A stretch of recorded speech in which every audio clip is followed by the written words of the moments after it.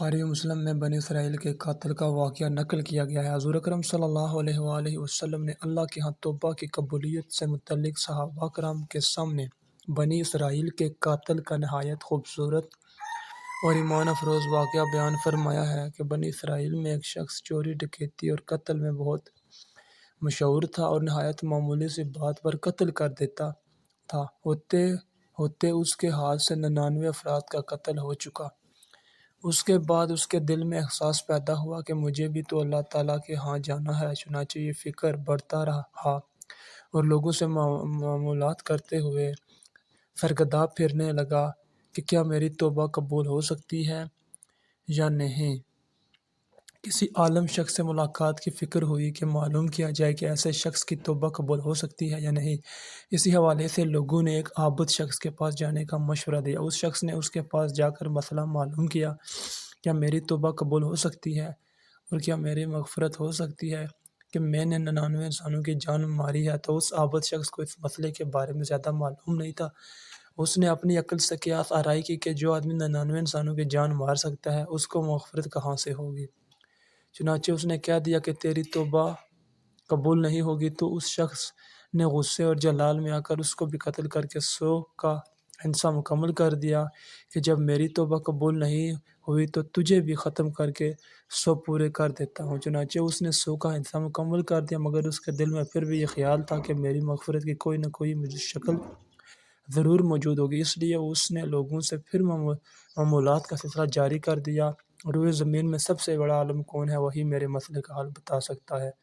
آخر لوگوں نے اس کو بتلا دیا کہ فلاں جگہ ایک عالم رہتا ہے، اس سے جا کے معلوم کرو۔ چنانچہ اس نے اس عالم کے پاس جا کر اپنی زندگی کی ساری کارگزاری سنائی اور 100 آدمیوں کو کس طرح سے قتل کیا سارا کارنامہ سنا دیا۔ معلوم کیا کہ اب بتلائے کہ میری توبہ قبول ہو سکتی ہے یا نہیں، کیا اللہ کے ہاں مجھے ایسے گناہ گار کے لیے بھی مغفرت کا کوئی خانہ ہے۔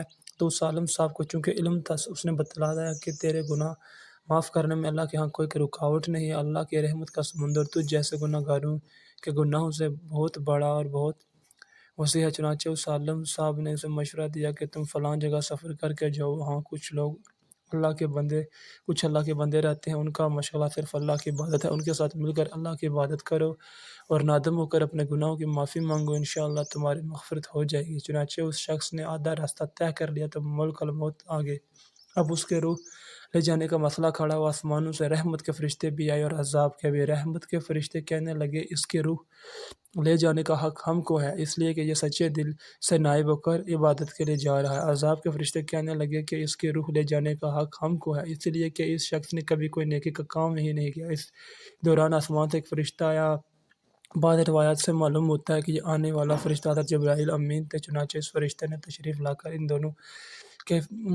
دونوں طرح کے فرشتوں کے درمیان یہ فیصلہ کیا کہ دونوں طرف کی مسافت ناپ کر دیکھ لو، جہاں سے آ رہا ہے اس کی مسافت قریب ہے یا جہاں جا رہا ہے وہاں کی مسافت، لہٰذا جہاں کی مسافت قریب ہو اس شخص کو وہاں والوں میں شمار کر دیا جائے۔ چنانچہ دونوں طرف کی زمین ناپ کر دیکھی گئی تو جہاں جا رہا تھا وہاں کی مسافت جہاں سے آ رہا تھا اس کے مقابلے میں صرف ایک بالشت قریب ہے۔ چنانچہ فیصلہ ہوا کہ مقامی مسیحت سے مقام عبادت صرف ایک بالشت قریب ہے، اسی لیے رحمت کے فرشتوں کو اس کو لے جانے کا حق حاصل ہوا۔ چنانچہ اللہ تعالیٰ کی طرف سے اس کی مغفرت کا اعلان ہو گیا۔ ایک روایت میں آتا ہے کہ قتادہ رضی اللہ تعالیٰ عنہ فرماتے ہیں کہ حضرت حسن رضی اللہ عنہ نے فرمایا کہ ہم سے یہ ذکر کیا گیا کہ اس شخص کے پاس جب ملک الموت آیا تو وہ شخص سینے کے بل اس سرزمین کی طرف گھسیٹتا چلا گیا۔ حدیث قدسی میں آتا ہے کہ میں اپنے بندے کے ساتھ اس کے گمان کے مطابق ہوتا ہوں اور وہ جہاں بھی یاد کرے میں اس کے ساتھ ہوں۔